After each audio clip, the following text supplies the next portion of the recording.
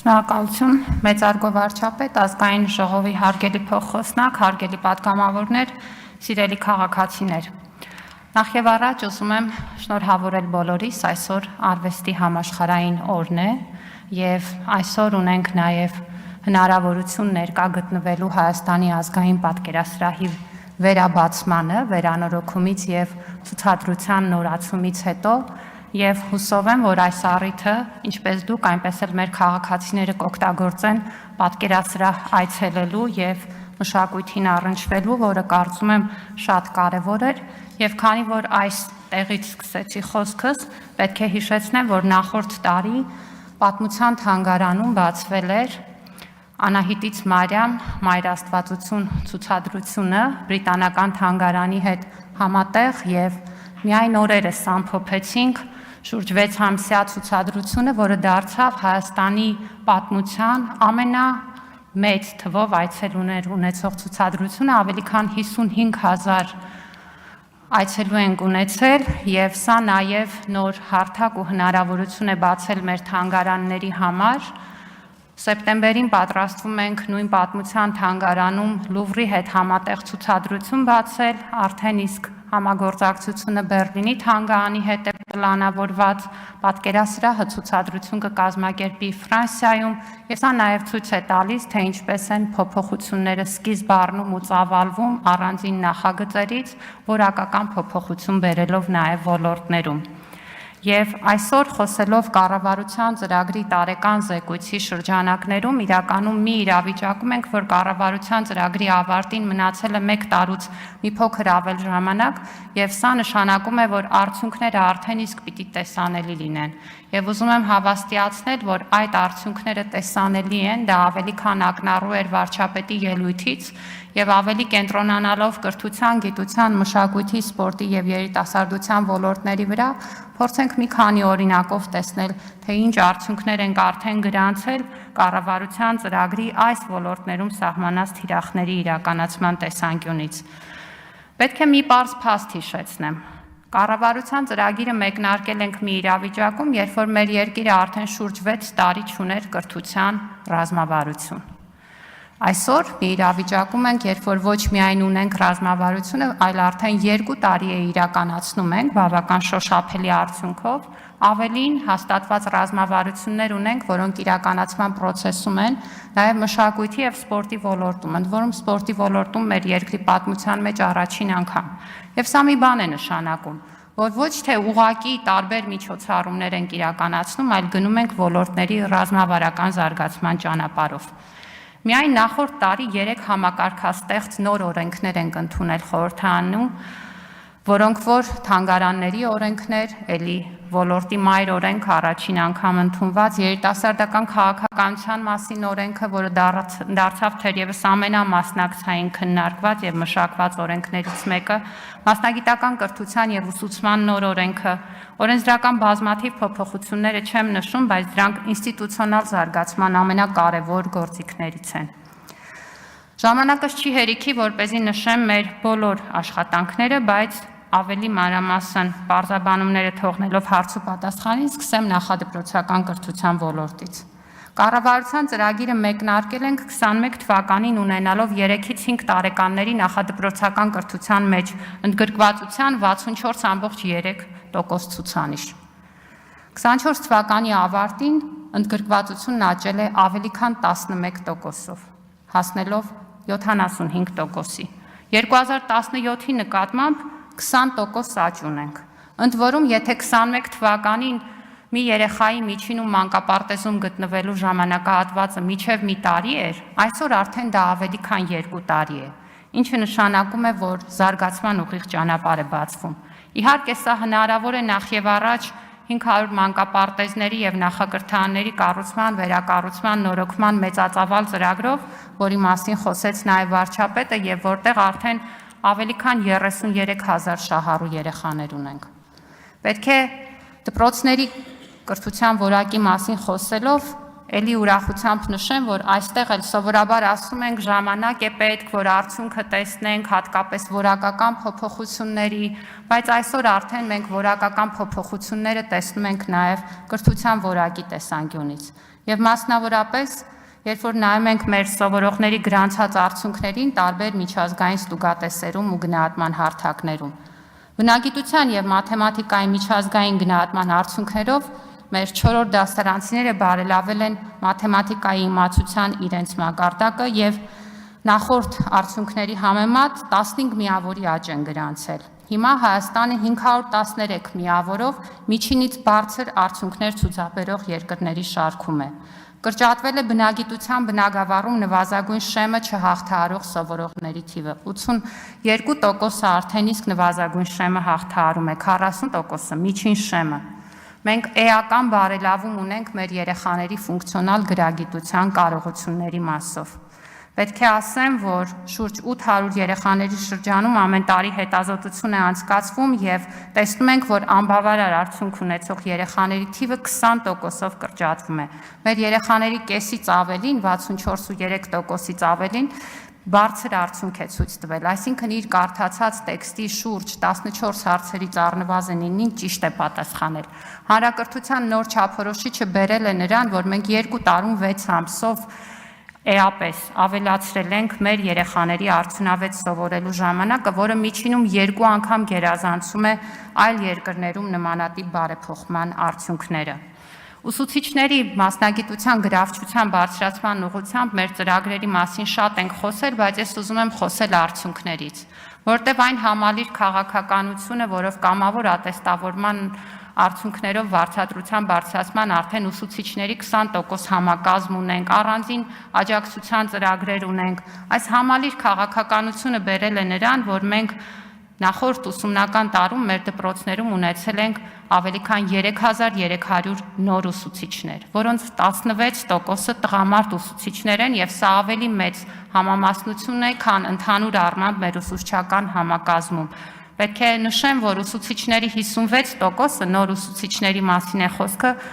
աշխատանքի անցել գյուղական դպրոցներում, ինչը ցույց է տալիս, որ մեր թիրախային ծրագրերը նաև գյուղական փոքր դպրոցներում հավելավճարների սահմանման տեսանկյունից հասնում են իրենց թիրախին։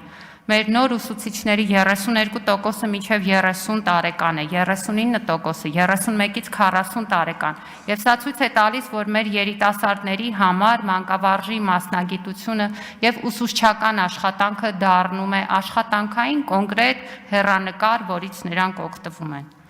Իհարկե մեր համար առաջնահերթ ուղղություն է նաև կրթական միջավայրի բարելավումը, 300 դպրոցների ծրագրի մասին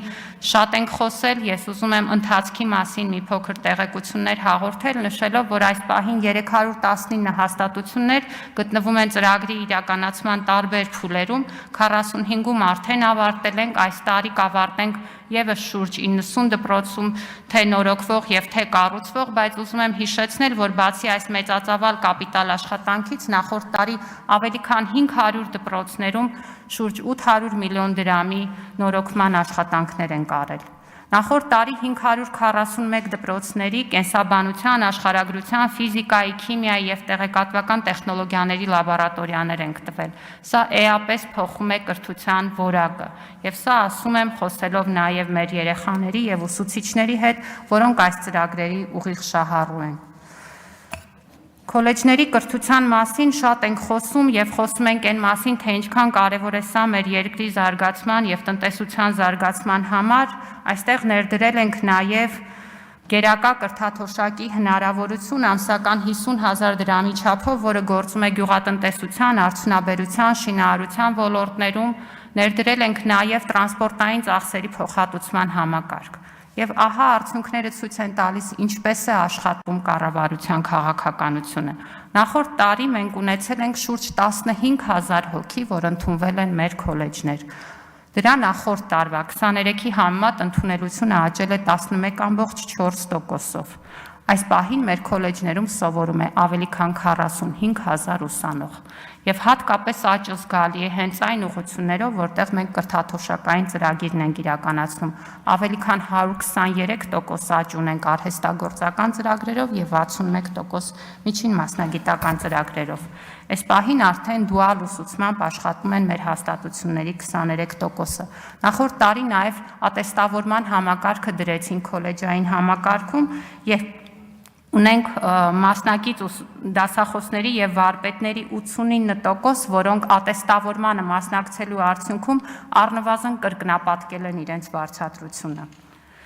Իհարկե, բուհերի ուղղությամբ մեր աշխատանքները սպասում են գլոբալ համակարգային բարեփոխմանը, որը բարձրագույն կրթության եւ գիտության նոր օրենքի տրամաբանության մեջ իրականացվելու է եւ առաջիկայում օրենքը արդեն իսկ կհասնի ազգային ժողով, չնայած մի քանի անգամ արդեն այս հարթակում այն քննարկել ենք, բայց պետք է նշեմ, որ բուհական մակարդակում նույնպես մեր ներդրած ծրագրերը բավականին արդյունավետ աշխատում են։ Նախորդ տարի մեր շրջանավարտների կեսից ավելի քան 52% ընդունվել է բուհեր, ընդ որում նրանց 61%-ը ԲՏՃՄ ուղղություններով։ Մասնագիտական կրթության ոլորտում մեր շրջանավարտների համախառն ընդգրկվածությունը հասել է շուրջ 60%-ի, ինչի շնորհիվ մենք բարելավել ենք մեր երկրի դիրքերը նաև Հայաստանի գլոբալ ինովացիոն ինդեքսում ունեցած ցուցանիշների տեսանկյունից։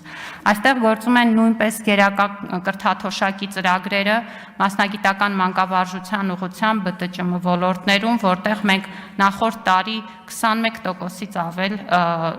ընդունելություն ենք ունեցել եւ նաեւ ընդգրկել ենք ագրարային ոլորտի մասնագիտությունները, որի շրջանակներում ավելի քան 200 ուսանող ընդունվել է ագրարային համալսարան։ Մեր առաջնահերթ ուղղությունը ակադեմիական քաղաքն է։ Այստեղ մեծ ծավալի նախապատրաստական աշխատանք է արվել, արդեն իսկ գլխավոր հատակագծի հայեցակարգը պատրաստ է։ Այս պահին միջազգային տարբեր հեղինակավոր գործընկերների աջակցությամբ տրանսպորտային շարժունակության նախագիծն է մշակվում, վերջնականացվում է գլխավոր հատակագիծը ամբողջությամբ մեր օրենսդրության համապատասխան, մշակվում է քաղաքաշինական ռազմավարական պլանը, արվում են անհրաժեշտ բոլոր նախապատրաստական աշխատանքները։ Համագործակցում ենք միջազգային հեղինակավոր բուհերի հետ, ինչպիսին Մյունխենի տեխնիկական համալսարանն է, Լոնդոնի արվեստների համալսարանն է, Լոնդոնի համալսարանական քոլեջն է, որոնք մեզ աջակցում են բուհերի խոշորացման կոնցեպտի եւ տարբեր ուղղություններով հայեցակարգերի մշակման ուղղությամբ, որոնք էլ տարվա վերջին արդեն հիմք կդնեն հաջորդ փուլ անցնելու եւ իրականացման ավելի ինտենսիվ փուլ մտնելու համար։ Գիտության ոլորտի մեր աշխատանքները բերել են նրան, որ մենք այսօր ունենք միջազգայինորեն մրցունակ գիտություն։ Սա ասում եմ առանց վարանելու, որովհետև սա են ցույց տալիս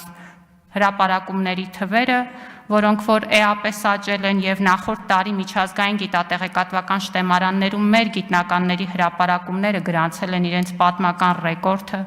Սա են ցույց տալիս միջազգային գիտական հարթակներում մեր գիտնականների ներկայացրած հայտերի մրցունակության բարձրացման ցուցանիշները։ Հորիզոն Եվրոպա ծրագրում մենք նախորդ տարի կարողացել ենք ներգրավել 7,6 միլիոն եվրո, որը նախորդ տարվա համեմատ շուրջ 2.4 անգամ ավել բյուջե է։ Համեմատության համար ձեզ ասեմ, որ 2014-ից 20 թվերին մենք ավելի շատ անդամավճար էինք վճարում, քան կարողանում էինք մեր գիտնականների ներկայացրած հայտերի միջոցով այս հարթակից միջոցներ ներգրավել գիտական հետազոտության համար։ Աշխատավարձերի բարձրացման մասին վարչապետն արդեն իսկ նշեց 105-ից 300% բարձրացումը այսօր իրականություն է եւ դրան գումարվում են նաեւ թեմատիկ հետազոտությունների այն վարձատրությունները, որոնք բերում են նրան, որ մենք ոլորտում 2022-ից սկսած ամեն տարի գիտաշխատողների թվի աճ ենք գրանցում, հատկապես երիտասարդների շրջանում, այն պարագայում, երբ որ նախորդող ամբողջ շրջանում անկախությունից ի վեր ամեն տարի նվազում էր այդ թիվը։ Իհարկե դեռ մեծ աշխատանք ունենք, բայց այս ամենը ցույց է տալիս, որ ճիշտ ուղղությամբ ենք գնում։ Ես արդեն խոսեցի մշակույթի ոլորտում հատկապես թանգարանների ուղղությամբ մեր միջազգայնացման աշխատանքներից, բայց պետք է հիշեցնեմ, որ մենք վերափոխեցինք գնային քաղաքականությունը տոմսերով եւ 60 դրամանոց տոմսերից հրաժարվելով հիմա ունենք մի իրավիճակ, որ 22 թվականի նկատմամբ թանգարանների սեփական եկամուտները գրեթե կրկնապատկվել են, կազմելով շուրջ 1,4 միլիարդ դրամ։ Ոլորտում բազմաթիվ աշխատանքներ կան։ Գործում է էլեկտրոնային տոմսային համակարգը, որը թե թափանցիկության եւ թե նաեւ մարքեթինգային քաղաքականության նոր ու մեծ հնարավորություններ է տալիս։ Մեր առանձնահատուկ ուշադրությունն է հուշարձանների վերականգնումը։ Նախորդ տարի 15 հուշարձանների վերականգնման աշխատանքներ են արել, որը կրկնակի ավել է 23-ի համեմատ։ Նաև մշակել ենք ու որոշակի նախապատրաստական փուլում են ևս 9 հուշարձանների նորոգման, ամրակայման փաստաթղթերը։ Պետք է հիշեցնեմ, որ առանձնահատուկ ուշադրությունը պետականության խորհրդանիշ հանդիսացող հուշարձաններինն է, որի շրջանակներում մեր ուրեմն կողմից ներառվել են Բերդկունքի ամրոցը, Հորսի Չեսար Օրբելյանի պալատը, իդեպ ապրիլի 18-ին այս ուրբաթ օրը հուշարձանների եւ տեսարժան վայրերի միջազգային օրն է եւ Օրբելյանների վերաբերյալ մեծ գիտաժողով ունենք Վայոց-Ձորի մարզում ու հուսամ, որ սա էլ մեր քաղաքացիների համար լավ առիթ կլինի ներկա գտնվել, թարմացնել սեփական գիտելիքներն ու իմացությունը սեփական պատմությունից, ինչը այնքան կարեւոր է։ Հուշարձանների ուղղությամբ մեր աշխատանքները ենթադրում են նաև անհրաժեշտ ենթակառուցվածքների ստեղծում, որը նույնպես իրականացվում է, որպեսզի նաև դրանք զբոսաշրջային իմաստով լինեն գրավիչ եւ նաեւ հասանելի մեր քաղաքացիների եւ զբոսաշրջիկների համար։ Մեր առանձնահատուկ ուշադրությունը մշակույթի ապակենտրոնացումն է, մարզերում մշակութային կյանքի ակտիվացումը։ Նախորդ տարի 9 երաժշտական փառատոններ են կազմակերպել ավելի քան 73600 հանդիսատեսի մասնակցությամբ ու կարծում եմ օրինակ այնպիսի նախագծեր, ինչպիսին ֆեստիվալն է, դարձել է շատ սպասված եւ մարդիկ արդեն հարցնում են, որպեսզի պլանավորեն իրենց ամառը։ Նաև 3 թատերական փառատոններ են ունեցել մարզերում շուրջ 14000 հանդիսատեսի ընդգրկմամբ։ Պիտի հիշեցնեմ թատերահամերգային կազմակերպություններում ներդրված ֆինանսավորման նոր մոդելը։ Սա էապես մեծացրել է վարձատրության բարձրացման հնարավորությունները եւ սրանից արդեն օգտվում են օպերային թատրոնը, տիկնիկային թատրոնը, որտեղ մինչև 35% տարեկան եկամուտների աճ է գրանցվել եւ մինչև 50% աշխատավարձերի բարձրացում, իհարկե շատ ինտենսիվ ընթանում է նաեւ բուն մշակութային գործունեությունը առաջնախաղերով եւ նաեւ դրանց հանդիսատեսի ընդգրկվածությամբ։ Առաջին անգամ նախորդ տարի իրականացրել ենք մշակույթի ոլորտի միջազգային հեղինակավոր փառատոնների եւ մրցանակաբաշխությունների մասնակցած եւ մրցանակի արժանացած մշակույթի գործիչների ամսական դրամական խրախուսման ծրագիրը։ Նախկինում սա միայն սպորտի ոլորտում էր իրականացվում եւ ես ուրախ եմ, որ արդեն իսկ ունենք շահառու արվեստագետներ եւ կազմակերպություններ եւ 52 միլիոն դրամ արդեն այս նպատակով հատկացվել է։ Սպորտին անդրադառնալով մենք մի քանի կարևոր ուղղություն ենք ընտրել եւ իհարկե մեզ համար շատ կարևոր է ինչպես բարձր նվաճումների սպորտը եւ այս ուղղությամբ իհարկե նախորդ տարի օլիմպիական ոսկի չունեցանք, բայց Հայաստանի մարզիկները 384 մեդալ նվաճեցին, որոնց մեջ հատկապես ավելի մեծ համամասնություն է գրանցում ոսկե մեդալների թիվը, որոնք արդեն 32% են կազմում։ Հատկապես ուրախացնում է, որ մեդալներից 50-ը կամ 13.8% կանայք են նվաճել։ Նախորդ տարի կանանց մասնաբաժինը մեդալների թվում 5.6% էր։ Այնպես որ կարծում եմ, որ արդեն իսկ մեր կին մարզիկների գրանցած հաջողությունները ոգևորում են մեր մյուս կին մարզիկներին առաջ գնալու։ Կարևորում եմ նաև հաշվանդամություն ունեցող մարզիկների մեր նվաճումները 37 մեդալ տարբեր առաջնություններում եւ հատկապես այնպիսի մարզաձևերում, որտեղ առաջին անգամ ենք հաջողություն ունեցել։ Մեր երկրում շարունակում ենք կազմակերպել միջազգային խոշոր մրցաշարեր։ Հենց այս օրերին Գեղասահքի եւ հոկեյի մարզադպրոցում անցկացվում է տափողակով հոկեյի 4-րդ դիվիզիոնի աշխարհի առաջնությունը եւ լավ առիթ է մեր հավաքականին ոգևորելու, որը 15 տարվա ընդմիջումից հետո միջազգային մրցաշարում հանդես է գալիս, 2 հաղթանակ է գրանցել, հուսով եմ առիթ կունենանք նաև միասին հանդիպելու տրիբունայում, բայց մեր պլաններում նաև նոր եւ այլ խոշոր միջոցառումներ են, որոնցից հատկապես կուզեի նշել նախորդ տարի ֆրանկոֆոնիայի 10-րդ մարզամշակութային խաղերը 27 թվականին Հայաստանում անցկացնելու հայտի հաստատումը, որին մենք սպասում ենք շուրջ 4000 մասնակից ավելի քան 50 երկրներից։ Առանձնահատուկ ուշադրության է արժանանում Հանրության շրջանում առողջ ապրելակերպի եւ ֆիզիկական ակտիվության խրախուսումը եւ այս ուղղությամբ մրցաշարերից պետք է առանձնացնեն վարչապետի գավաթի 5 խոշոր մրցաշարերը, որոնց նախորդ տարի ունեցել ենք 9600 մասնակից, 48%-ով ավել, քան 2023-ին։ Հատկապես կարևորում եմ, որ 3 մրցաշարերը վերափոխվել են դպրոցականների շրջանում անցկացվող մրցաշարերի եւ մասնավորապես հեծանվի մրցաշարի համար շուրջ 6500 հեծանիվներ գնվեցին եւ բաժանվեցին մեր դպրոցներին եւ այսօր ես տեսնում եմ, որ երեխաները դրանք ակտիվ օգտագործում են ուղղակի նաեւ իրենց առօրյայում։ Սպորտի զարգացման ուղղությամբ բազմաթիվ ծրագրեր կան, որոնք նախանշված են ռազմավարությամբ եւ այս տրամաբանությամբ էլ իրականացվում են։ Մենք ունենք նաեւ մասնավորի հետ համագործակցությամբ մեկնարկող նոր ծրագրեր, ուղղված կապիտալ ենթակառուցվածքների ձևավորմանը եւ առաջիկայում կմեկնարկենք նաեւ մարզերում տիպային մարզահամալիրների կառուցման գործընթացը մասնավորի հետ համագործակցությամբ եւ կուզեի խոսքս ամփոփելով նշել մի նոր ծրագրի մասին, որը մեկնարկեցինք նախորդ տարի եւ որի շահառուների հետ խոսելով տեսնում ես, որ նման ծրագրերը փոխում են մարդու կյանքի որակը, խոսքը մարզերում գործող մասնավորի կողմից շահագործվող լողավազաններում երեխաների լողի պարապմունքների ֆինանսավորումներ, որ նախորդ տարի մեկնարկեցինք եւ այսօր արդեն եթե առիթ ունենք ՆԱԿ եւ ապարանի մոտակայքում գործող Արագած մարզասրահ այցելեք, կտեսնեք այն երեխաներին, որոնք 4 ամիս առաջ կարող էին երազել լողով զբաղվելու մասին, այսօր արդեն լողալ գիտեն եւ մտածում են պրոֆեսիոնալ մրցումների մասնակցության հնարավորության մասին։ Սրանք այն ծրագրերն են, որոնք փոխում են հանրային կյանքի որակը եւ որոնց իրականացումը նաեւ հանրային զարգացման ուղիղ հիմք է։ Շնորհակալություն։ Չմոռանաք հավանել տեսանյութը եւ բաժանորդագրվել Civic AM-ի YouTube-յան էջին։